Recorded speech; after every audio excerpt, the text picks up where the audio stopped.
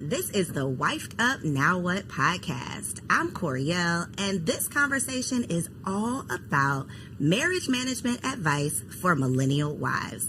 Today, we have two very special people in the studio. Now, they are near and dear to me personally, but y'all are going to fall in love with them too. Please welcome to the show, the Forsters. We have Dr. Michael and Lorraine in the building. Good morning. Hey, Good morning. Hello. Oh, but I will say one thing though, Yes. Coriel, is that you forgot one piece of it. What did I forget? The one and only, the incomparable Lorraine Forster. That part. Look, so and Michael. we're already getting some marriage management advice. We're getting a little bit of wisdom within the first few seconds. I mentioned that y'all are near and dear to me because y'all were is it counselors? Premarital counselors. Yes. Okay, premarital counselors, our officiants for our wedding, our post-marital counselors, all of the things. And so I'm always excited whenever I have the opportunity. Well, let me not lie. I was going to say I'm excited when I have the opportunity to talk to y'all. It's usually not very exciting, but I'm excited when I have the opportunity to talk to y'all publicly. Right. When it ain't just about me and my problems. Right. But we're going to talk a little bit about me and my problems today. Okay. Which is what this podcast is all about, though, because we have been led to believe that getting the husband was the hard part. You know, that's the word on the street. It's like single ladies, you got to do 1, 2, 3, 4, 5, 6 to get a man. But what's on the other side of the marriage? That is what this conversation is all about. It's like you've done it, girl. But now that honeymoon is starting to fizzle away and real life starts, real work starts. So I would love for y'all to start by just telling a little bit about your marriage. So how long have you been married? And then talk a little bit about the work that you all do as a couple.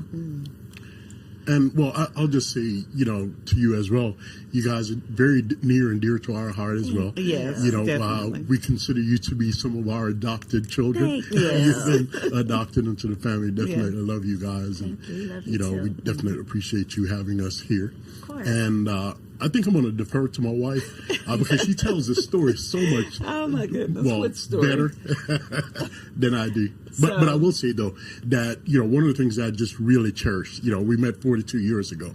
And I was thinking about it this morning. The fact is, and it might even be a little bit shallow, but I remember when I first saw her, that there was something about her. It was her smile and her nose. And I think, that sounds kind of weird, right? Hey, but that was something that captivated me from minute one.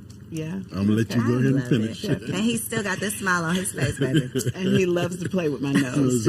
But so we did meet 42 years ago. It was love at first sight. I love the Porsche that he was driving. Okay. No, that's what caught my interest. But initially, I'll say, long story short, it was not love at first sight. He actually went to friend zone for a minute there. And then meeting his family, knowing how he was raised and all of that is what helped me to allow him to be more in my life. Okay. And in my son's life. I had a son who was 1 year old. So long story short, we've been married 38 years. And all of them have been absolutely perfect. I've been the perfect wife. That part. Right. Okay, now the truth. The truth, yes. So there were a lot of things that happened that I did not expect, that he did not expect. I definitely put him on a pedestal. I thought he was so far beyond the average guy, and found out that was not true.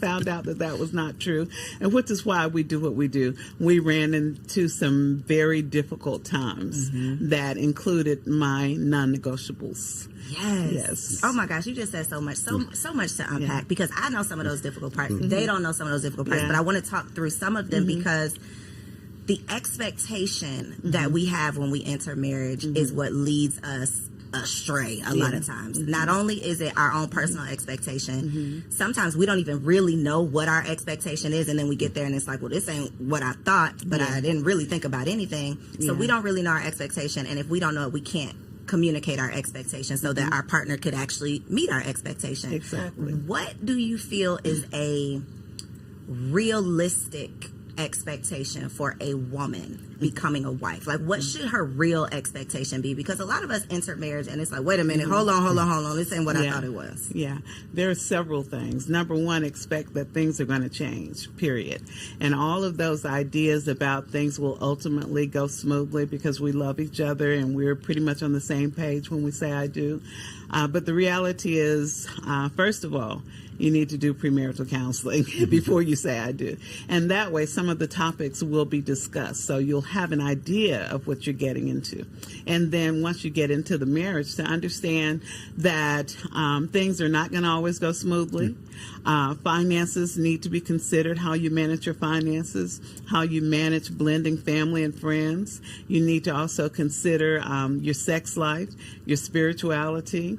All of those things are things that you have to really think about. What is it, as you said, what is it that I want so I can communicate to my mate what I want and they'll understand it. So you mentioned something about his family, like seeing his family and then you're like, okay, he can come on out the friend zone. We can give this a try. I think so often we overlook not just how your family is showing up. Like you go around and it's like, oh, they're cool or they're nice or whatever. But like, how were you raised? What did you witness in your home? What was your experience with relationships or communication or finances? All of those things I think we overlook because we're looking at his Porsche or we're looking at, what social media tells us is important, and then we're forgetting about the real things that are going to matter once the marriage truly begins. What would you say are some of the most common challenges that y'all are seeing? Because y'all work with people premarital, but on the other side, we be sending, y'all are in our Rolodex, like, look, call them today. We send y'all so many people, and I know somebody sent us to y'all, so I know that's kind of how y'all get around, but what are some of the common things that you're seeing in this modern day marriage? Like, what's really going on? And usually I think one of the main things is the communication dilemma. As with most situations, everything that happens needs to be communicated. So usually learning how to communicate effectively is an issue. And one thing that has come out recently is that family support is one of the number one reasons couples are divorcing today. For lack of family support. Exactly. So that has changed. Usually it's always been communication, sex, and finances. Now lack of family support. And I guess that's because we're so busy doing so many things. We have 3 or 4 different jobs, all these streams of income. So we're not supporting each other. If I could just chime in just 1 second, in terms of the expectations, I think that there needs to be an expectation that you need to be flexible, because despite, the upbringing, the family background, and even though those things are, they look ideal, that does not guarantee that what you experience in the marriage is going to reflect the same as what your mate might have, experienced in your life. Yes. Would you say that is accurate? Because something else you said that I could personally identify with and relate to is the pedestal that you had him on, that you just thought, oh, perfect man, perfect husband. And then it's even harder when they fall off of that pedestal. Can you talk a little bit about that process of how he was able to fall off the pedestal, but then you didn't walk away? You were still able, well, you might have walked away and came on back, but you were still able to piece it back together somehow. And what does it look like on the other side now that you know he's not perfect? Yeah. And he would always tell me, look, I'm not perfect. You think too highly of me. But I was looking at his family, his mom, dad, great people. They taught him well, had great morals. His siblings, they got along very well. They had very interesting and intriguing conversations. Everything was just great. And he would call me long distance and tell me, I was listening to this sermon the other day and they said XYZ. And I'm like, okay, and all of those things. He was not the average person. He would never use profanity in my presence, period, and he's always so respectful. But then the tables turned. Day by day, he changed a little bit. And I think sometimes we kind of acclimate to the environment. So maybe the friends changed. I'm not saying it was on them. It was in him. But I could see a change. But they create an environment where it could come on out. Exactly. And so the things changed. Like he would never necessarily curse me, but I would hear the profanity when he's talking to some other people, which surprised me. And then I would see different things change. And ultimately, when I found out that he was for the streets, that was it right there. You found out he was for the streets. Mm-hmm. How did you gather him back out of the streets? You don't have to go into all the details, but nobody walks down the aisle thinking they're going to find out that their husband is for the streets, especially not when they had him up on this pedestal. Yeah. But these are the 40-plus year experiences that we have to hopefully not be prepared for, but at least be aware of. Right. And so one of the things that I did not expect this to ever be this person. I thought that he was a man of great integrity. He was always at home. He went to work. He came home. Everything looked real good. But there were times when I might be at church and he might not feel like going. And then he would go do his thing wherever and be back before I got home from church. So when I did find out that he was for the streets, it was one of my non-negotiables. So I'm like, you out, period. This is done. But he said, I'm sorry. I made a mistake. I didn't mean to do it. I love what you. Does all for the the streets things mean? Can we let's define for the streets, because for the streets could mean I like to go out, hang out. For the streets could mean I like to drink a little bit more than you do. For the streets could mean I like to socialize. Like, what does this for the streets look like? Well, in our situation, me being for the streets was really more about women. He was a hoe. Yeah. He's taking too long. He was. Okay, go ahead. I just had to get that out. But yes, and for me, not alcohol, but drugs was the other portion of it. Yeah. So and it was one of those. Well, yeah. And for me, real drugs, or was it women and weed? Because weed ain't on. No. It was for real me. drugs. It was cocaine. Oh, real drugs. Okay. Which was my second non-negotiable. Holes and hard drugs. No, right. Okay, got it. Yeah. And it was one fueling the other. Did one. Led to the next. Yeah. So it was just this perpetual cycle. What would you looking back at that? Because women, we're just speculating about what we think men are thinking about, and can you recall what led to, like, what was the first foot outside? It was ego, really, because to be honest, and this is something when I actually, started, down that road, it was something that was just it was a slow walk. It wasn't something that just all of a sudden, it was, the constant back and forth, the folk making snide remarks or these little suggestive comments. Your wife was? No. In terms of the other person. Oh, the other person. Okay, got you. Just the little suggestive comments, and it was years before something actually happened. So it was definitely a slow walk. And one of the things that I can say is, even though my wife, is the incomparable, the one of a kind, she wasn't exactly perfect.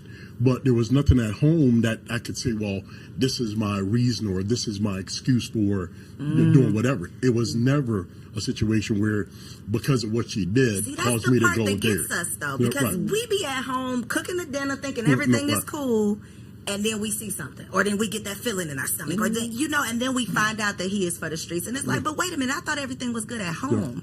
So how is there a way to prepare or prevent, or is it just this is who this person is and this is what we're going to have to go through? I think it has a lot to do with that person and their maturity.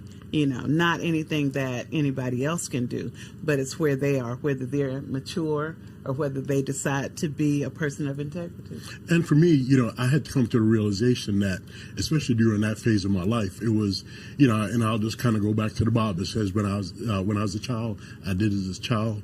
I spake as a child, but when I became a man, I put away childish things. And for me, that was definitely one of those phases where it was me being self-centered, selfish, and, it was that ego thing, So this is a non-negotiable, a deal breaker. It has happened. Both of them. The only two I had. The only two no you had. No drugs, no screwing around. He did both. He did both. What is the next step for you? So the next step for me initially was to get a divorce. So I went, retained an attorney, started making the payments.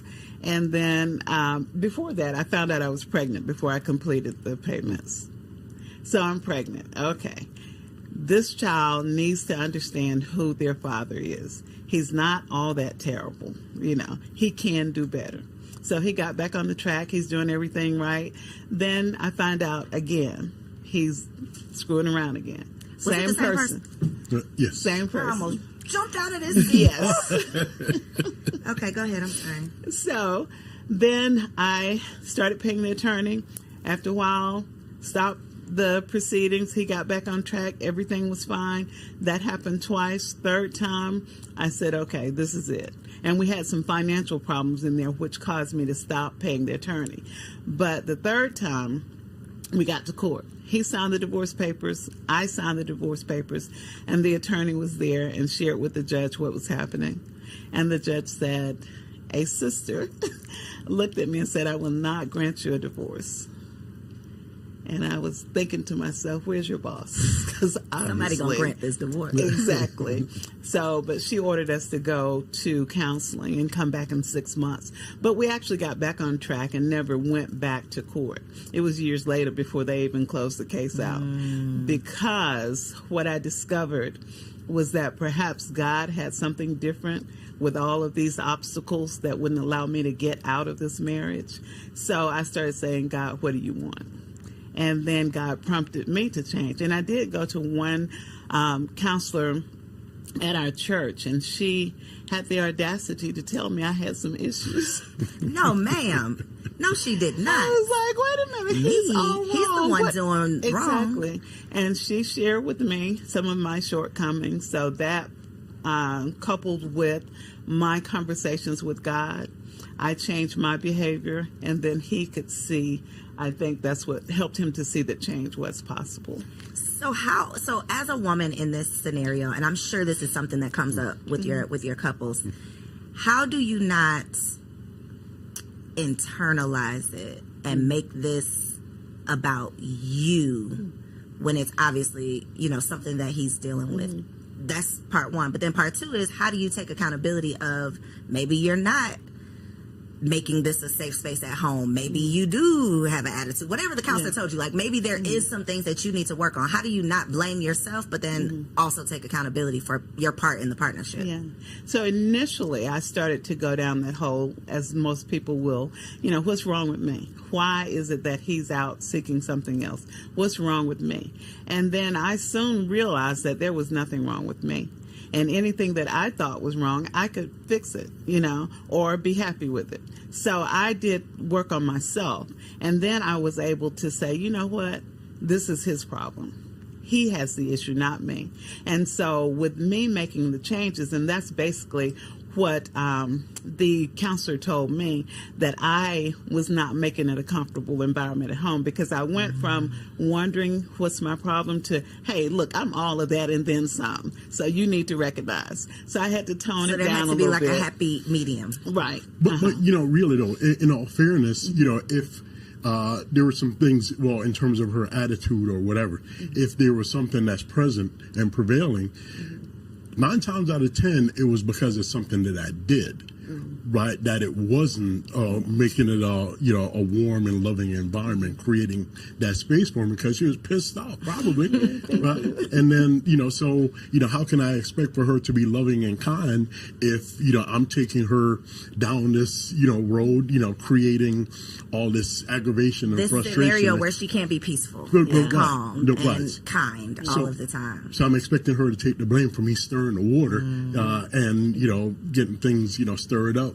But yet she's supposed to be... Y'all were both playing your parts in it, for sure. Yeah, and it was definitely him. And some people who know me now think, oh, she's a minister. She's always got down on her knees and prayed and everything worked out. Well, when he looked at me, this came to mind. I'm peeling potatoes. It's like on Thanksgiving or Christmas Day or something. And I said something to him, and he looked at me and said, Psh, get out my face, and turned his back and walked away. And all of a sudden, the knife went sailing across the room. It was a slow motion and hit him in the back, stuck him in the back. So that's the kind of thing he provoked. 40 plus years. What? You know what, though? It's so necessary to hear these conversations because people love just saying, well, your grandma stayed married for 60 years. Yeah. But we weren't privy to what was really going on in that marriage. And if we knew what they had to work through over over a course of literally a lifetime, everybody wouldn't be, I think, running so quickly down the aisle and not being prepared to do so. Do you think that you entered the marriage with deal breakers or non-negotiables? You know, I don't really think that I had. Well, I guess maybe I probably would have one, and it would probably be cheating because I know for me, had it been a situation where the shoe was on the other foot, I'd have been out the door. Peace out. Out the door. Yeah, I thought, even though it was unspoken. Got you. So when couples sit down on well, not on your couch because I know a lot of it is virtual, but when you are in the presence of couples premarital, how do you advise to handle like deal breakers? Do you advise that you should have deal breakers, non-negotiables, or do you encourage people that you can work through whatever life presents you? So, of course, each situation is different. We do ask them sometimes, you know, do you have deal breakers, and let them listen to what they're saying and what their mate is saying. Many of them who have gotten to the point of really wanting to be married, they'll say things like, okay, I don't know if cheating would be my deal breaker, you know, but drugs would definitely be. And violence, which we definitely ask people to step away from the relationship if there's violence or emotional. But you threw that knife now. Doc, you do that. But that was not on purpose. I didn't get it. It was a reaction. Thank you, babe. It wasn't premeditated, or are you sure it wasn't premeditated? It was not. Everything just went together. It all clicked. Yes. Mm. But those things, you know, even with that, I said we have no experience with violence because I don't count that as violence. Ma'am. Now, ma'am. When I did it. Okay, gotcha. We don't count. When I did it. Okay. Or the time that I slapped him. So those things, you know. Sometimes a good slapping. No, we do not condone violence. We don't. We do not. No, fellas. Yeah, but you know, sometimes a little yanking. Yeah. Okay, that's interesting because we've had a conversation around deal breakers, and it's usually the wife who has a laundry list of things that they're not going to deal with, and the husband who's like that one thing, like absolutely not. If you step out, I can't get through it. Yeah. In your experience with couples, though, have you had situations where it's been infidelity on the woman's part and they have been able to work through it? Have you witnessed that? We have. He said no. He started shaking his head real quick. Right. We've seen them try, but ultimately it ends in a divorce. Why do you think that is something, you know, well, I believe that it's really biblical, and I associate it, right? Okay. With what I consider the temple experience, right? The inner court, the outer court, and the temple, right? For most men, they consider, especially if their wife or girlfriend or whatever the case is, have allowed another man to enter into that temple, it is a violation that he is very unlikely to be able to overcome, right? Because for most men, when their wives, you know, are unfaithful, not only is it a physical thing if there is intercourse that happens, right? It's an emotional thing because most women do not engage sexually with someone else unless there's an emotional connection. So for most men, it's really not so much about the physical thing, but that emotional disconnect that caused her to be able to connect with someone else. And for most men, it is one of those insurmountable obstacles. Most men. We have... Can't think of one, huh? I can't even think of one right now. We've had several of them say that they would stay in it and work through it, but usually it turns out very bad and ends in divorce. Of the couples, if you had to just not necessarily give a percentage, but do you see more infidelity on the part of the husband or the wife majority of the time? Most of the time it's the husband. And then we've seen an increase, though, in the wives over the last, I would say, 8 years or so. But definitely the men are still leading. And do you think, or what are some of the, because again, we want to have preventative measures, right? We don't all want to be, I don't want to be slapped in the face and then I got to get myself up and figure it out. Like if there's something that I could do, conversations that I could have, things I could be on the lookout for, ways that I can improve myself to prevent some of these issues, infidelity being one. Are there any things, like, just based on the real people? Because a lot of these podcasts, we just making up stuff, talking about what we would do if I was in this situation, but you haven't been, so what are you talking about? The real people that you've seen, what is the real cause? Like, what is making people step out?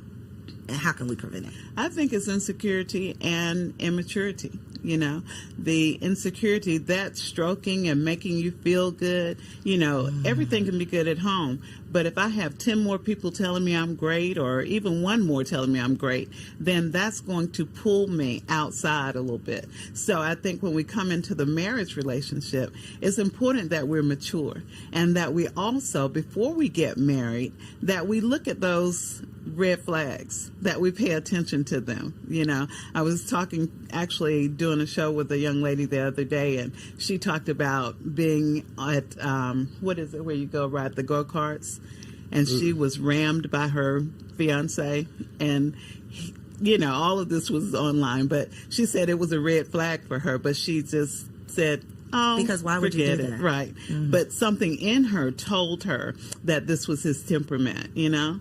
And so those red flags, even if you're not sure, just be still. Don't jump into it, you know?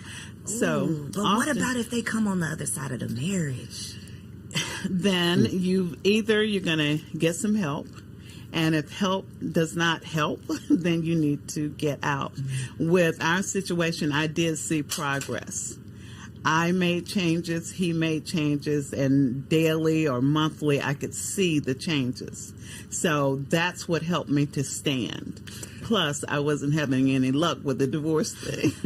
But that's what we advise people. If you see progress, then make sure you can then, you know, look forward and have hope. But if you don't see any change, you're going to have to make the change. Yeah. And if I can say this, you know, I think, you know, we get caught up in this notion, you know, we're in love and, you know, we look forward to this life happily ever after. And, you know, it's just this all fluff and glamour and glitz, right?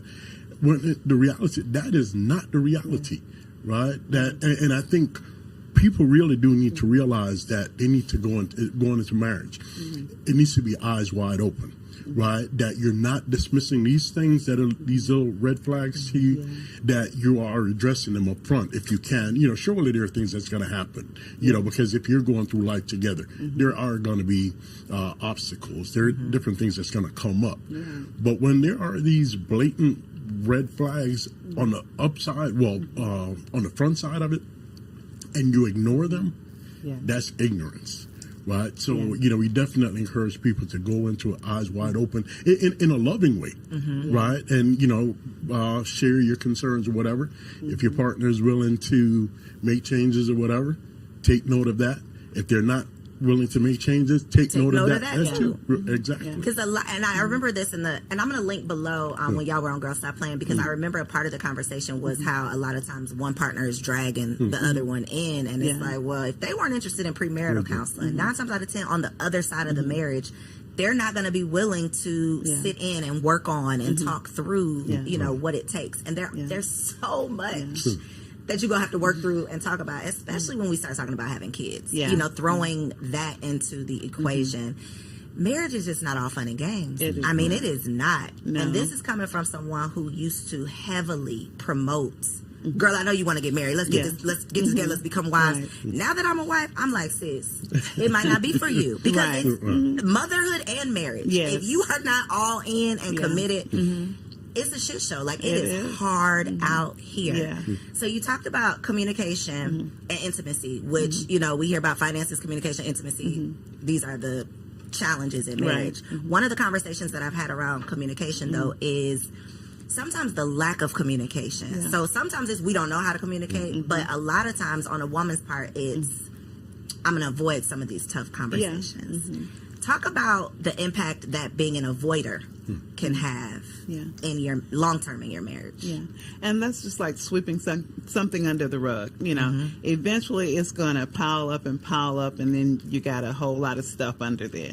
So the best case scenario is go ahead and discuss it, but figure out when and how to discuss it. You know, one thing that we recommend that couples determine a specific date or 2 dates out of the month that they're going to have conversations, a check-in period.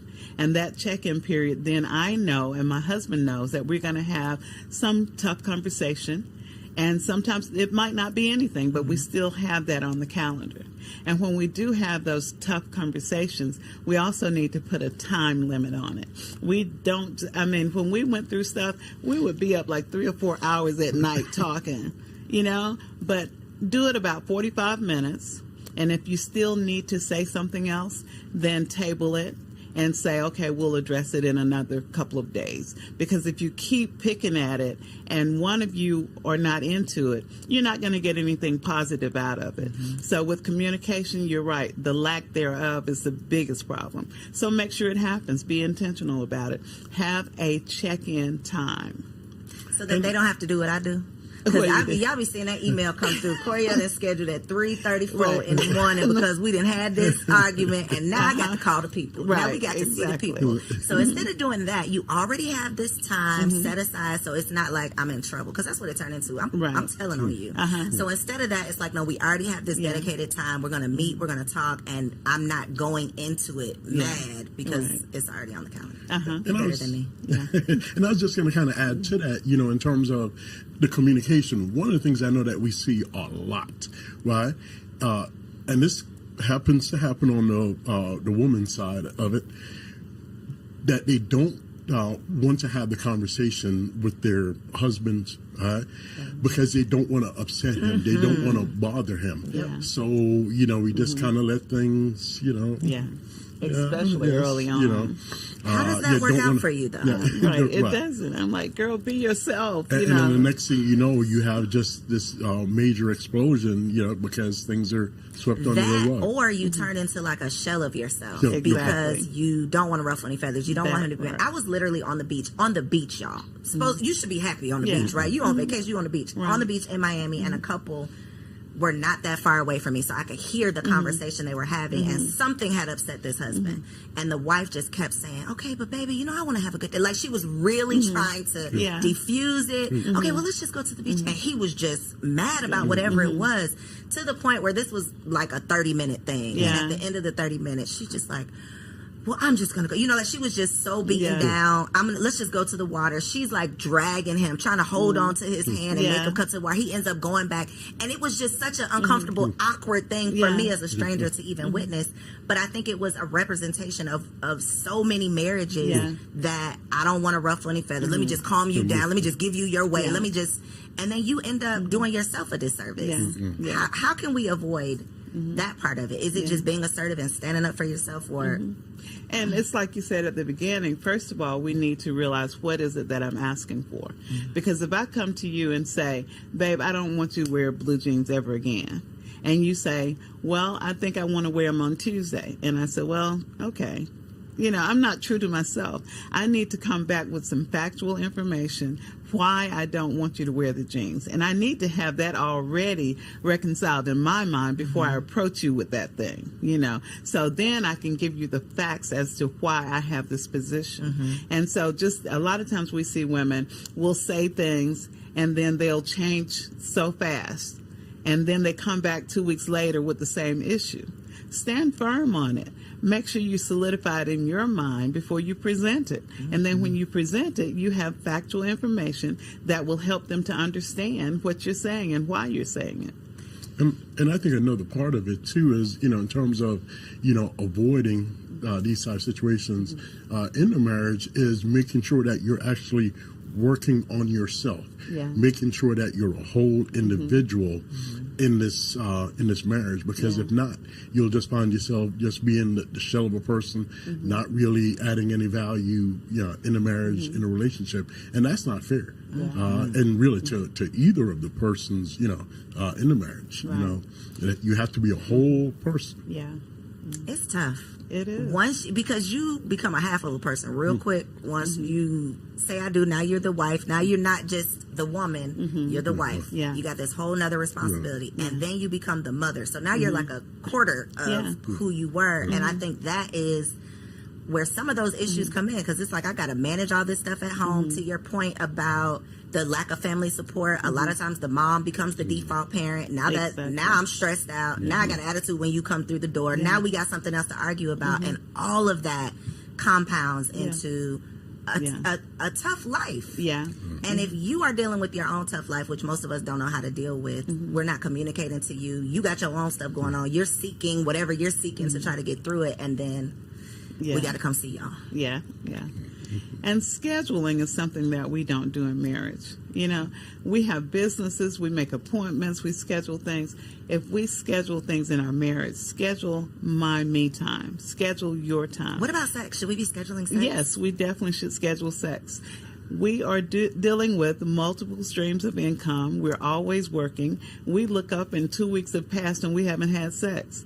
You're already 6 times down. Dang, so wait a minute. So what's the goal here now? What's the goal? What we going for? It still remains a minimum of 3 times in a 7-day period. It still remains a minimum of 3 times. I'm glad y'all said that, because me and Kendrick had a little back and forth about, is it 3 or is it 4? I knew it was 3. I told you it was 3. You said he was going to call you. I know it was 3. Minimum of 3. Well, Kendrick, I think we're going to get you an extra one. Please. He's like, no, because it's supposed to be the majority. I'm like, sir, relax. 3 is good. But seriously, other than lack of intimacy, what are some other, besides scheduling it, like what are some other preventative things that we should be aware of? Like, first 1 to 3 years of marriage, when it comes to intimacy, what is your advice?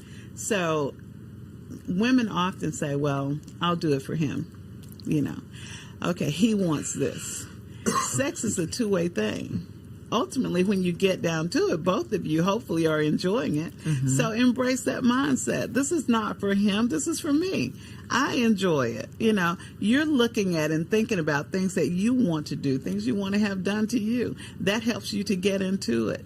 Looking at part of how they do it in the tantra sex, where you're thinking about it 24/7 and you're psyching yourself up to it. Or you go 3 days with you two touch, kiss, and everything but sex. But then on that 4th day, you go all in, And so it's making it interesting for both of you. And it's not, there is sex and there's making love, 2 different things. Both of them are necessary. A lot of times women expect making love. I just can't, because we had an argument 5 days ago, so I can't do it. You can. You could just have a little sex. Right, and enjoy it.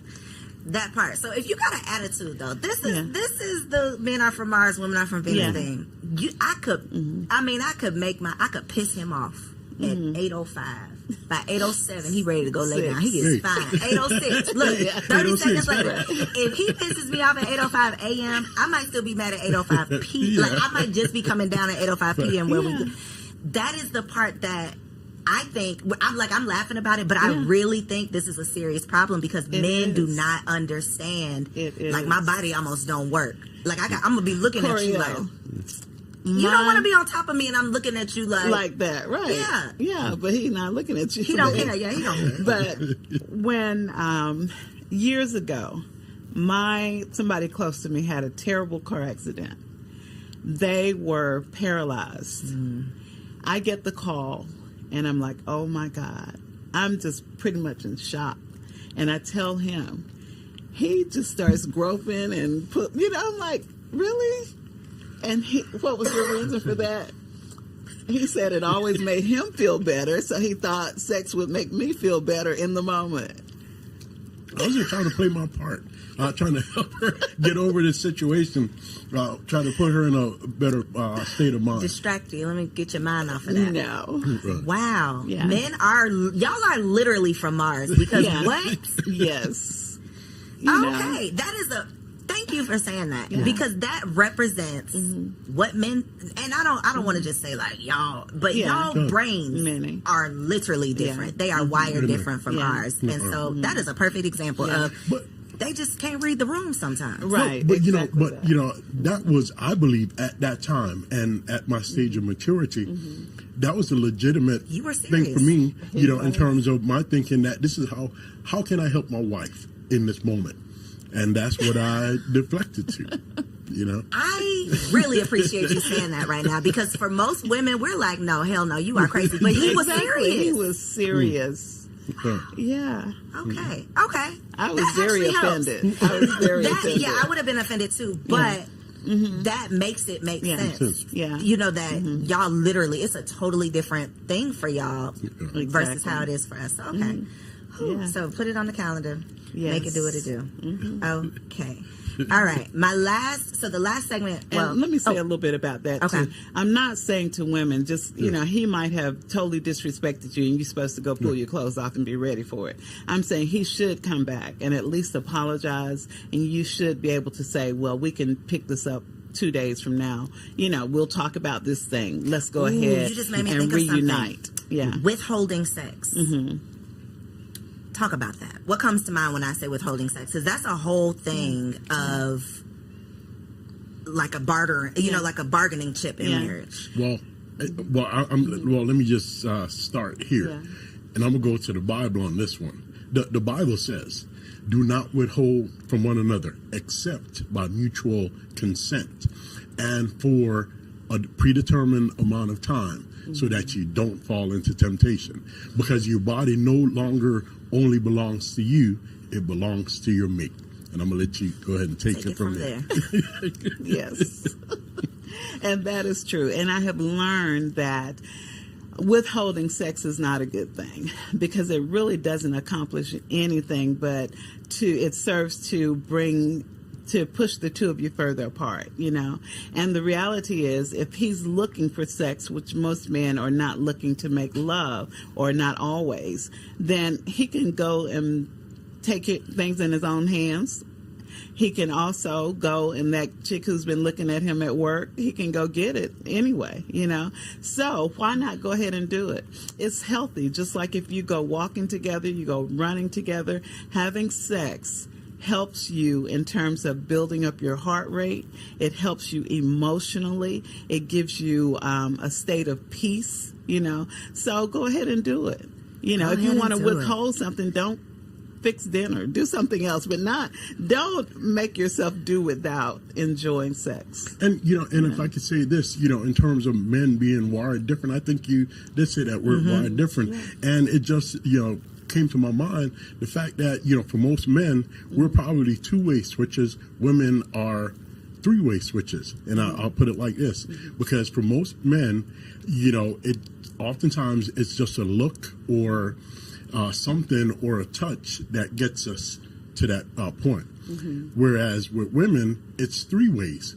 I feel that it's the mind, the heart, and the vagina. If those poles aren't connected, it's not going to happen. So, and I think, we don't want to minimize that part in terms of, saying that, and as we were saying that we shouldn't deprive one another, right? But it does require a little bit more for women. And I think we have to acknowledge that, in terms of for men, that it's not just that on and off switch. And I think those are part of the conversations that have to be had, because as your body changes, as your responsibilities change, as your schedule change, if y'all are not on the same page and committed to the commitment, then I think that could definitely cause some struggles as well. Okay, so we do a segment called Wifey for Lifey. So I want y'all to look in this camera right here, each of you, and just give one piece of advice for a wife in her first year of marriage. Her goal is to be wifey for lifey. She's trying to be 40 plus years in, hopefully more than that. One piece of advice for her to be wifey for lifey right here in this camera. I would say to love yourself. Always make sure you look good, make sure you feel good. People are attracted to confidence, so love yourself. And for me, I would say, remember the covenant. The covenant is really that it's two people entering into an agreement that they're going to achieve a goal, mutual goal together. I love it. Okay, so for the people who need to call y'all, because it's a couple of y'all need to call this camera again and tell them where they can find you online. I know y'all got some events going on, so how can they stay connected with everything y'all got? So definitely you can find us on Instagram. It's ARM, ARM _ Michael and Lorraine. And that's Lorraine with LA because there's nothing low about me. I know that. So Mama knew. Once again, it's ARM _ Michael and Lorraine on Instagram. And then our phone number is 470-403-1584. All right, and we'll make sure that we put all of that in the show notes down below. Thank y'all so much for being here. I know that y'all probably on the floor, your edges sliding back right now. I know. Make sure you share this episode with a friend, though, because these are the necessary conversations that we need to have on the front side so that we don't have to go sitting with them on the back side, okay? Once you start backsliding in your marriage. All right, next segment, our girl TK is here for Wifey Keeps It Spicy. Stick around, and I'll catch you on the next episode. Peace. Hello, ladies. Welcome back to another Wifey Keep It Spicy with your girl, Takesha. I am super excited for this week's little chit chat because, one, I feel like I was a little strong-armed into this conversation. I'm going to be honest, y'all. I be trying my best to drop the jewels, the gems when it comes to being a freak, being nasty, doing all the things, enjoying intimacy with your husband, because why do all that in your single life and then give your man side lazy booty, right? No, we gonna turn up when we get the ring. That's what we really supposed to do. But I felt like I was going to be operating in disobedience if I continued down that path. So here, y'all, real quick, just to let y'all know, if this is your first time watching, we drop all the tea, all the gems, all the jewels when it comes to keeping it spicy as a wife. But this week, and it might be a series. I don't know. Y'all let me know if y'all want to flip this into a series. We're going to shift, right? Because I feel like there's a plethora of things in between the reasons why a woman cannot be as freaky for her man or show up at nighttime when those lights dim. I feel like there's a plethora of reasons why she can't do that. So before I give y'all the gems on buying stripper shoes and getting this toy and putting this pole in your room, we got to talk about something that I feel like is incredibly important and crucial. Now, it might not be for everyone, but it's for someone. Do you know that it is possible to love and enjoy a man, your husband, and not respect him? Do you know that it's possible to love your husband and not respect him? That's the question I ask, sis. Yes, it is a very real thing. And what I found out is that women are so exhausted from overcompensating in every area because their man doesn't step up in these areas that when it comes to that time at night, they like, sis, you're gonna get this little lazy side booty because I feel sorry for you and I'm here and I'm the only one you got, right? You can get into the mode of doing so much all the time and he's doing so little in your mind that you don't even feel like he deserves for you to really pull out the stripper version of yourself or whatever, fill in the blank, the porn star version of you. And so I have to speak on this because I feel like so many women, especially those that have been married for a long time, or some of y'all that done ignored a lot of red flags and you still said, I do, this video is for you. Now, I do think it's possible to regain respect for your man. I don't think all hope is lost, but it's going to take a lot from you. And it's going to take a lot of maturity from you. So listen here, sis, what we are going to do, if you connect with this, if you feel like, girl, I'm doing so much, I'm a professional woman, I had my bag before I got him, especially if y'all got married later in life, you got married in your late 30s, your 40s, you're like, shoot, I'm good, I look good, I can get any man I want, like, God bless you, you done got a trophy, this is good for you, this is for you. Just like your man has to learn leadership and masculinity in a lot of ways, sis, you have to learn submission and femininity too. Because you have been leading your life for so long and you've been making all the decisions, you've been the boss in your company, you've been the leader in your friends group, you've been the smartest. It takes intentionality and aggression to learn the opposite, to learn to fall back, to learn to follow, to be submissive and compassionate and kind. And so what I want you to do is I want you to have a real conversation with your husband. Now, don't go and tell him that you don't respect him, but I need you to have a conversation with him and let him know that you are transitioning into a new woman, that you want to be all that God has called you to be when it comes to being a wife, which is compassionate and kind and patient, which is a nurturer, which is a submissive wife. And as you're telling him this, because this is what I did with my husband, I said, hey, things going to be different. Because he wasn't used to it. He was used to me leading in a lot of ways. He was used to me giving him neck. So I had to warn him. I didn't want to just switch up. I'm like, hey, let me let you know I'm transitioning. I'm shifting into this woman. And as I do this, I'm doing this because I trust you. And I know that you are created to be a phenomenal leader. But I must admit, I have been in the way. I have strong-armed my way in a lot of decisions. I've pushed you to the passenger seat. I want you to get back in the driver's seat, Daddy. I want you to make the decisions again. I want to support you. I want you to know that I trust your leadership, right? And having these conversations with our husband, not only to ask them for grace as we are transitioning, but letting them know, hey, it's yours. I don't want it anymore. And I promise you, as you see your husband step up more, as you see him making more decisions, as you see him saying, setback, I got this, baby, you're going to want to throw it back at the end of the night. You're going to want to do it well. You're going to want to do it just like how he likes it, okay?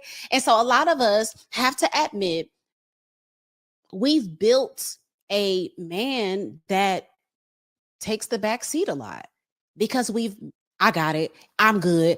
I'll take it out. I'll do that. No, baby, all 2024, we are going to sit in that passenger seat. What they call them, passenger princess, whatever. We're going to set our cute little tails over there, and not saying we don't have ideas or thoughts, but we're going to let our man take the lead so that we can gain that respect back for them so that when it comes to being spicy, oh, that's going to be light work. So y'all let me know how y'all feel about this. Let me know, are you going to have that conversation with your man? Are you going to let him know, hey, I'm ready to transition. I'm tired of wearing pants. Give me my skirt back. If you're going to do that, let me know in the comments down below and share this with a girlfriend because it's going to help somebody. Okay, until next time, y'all.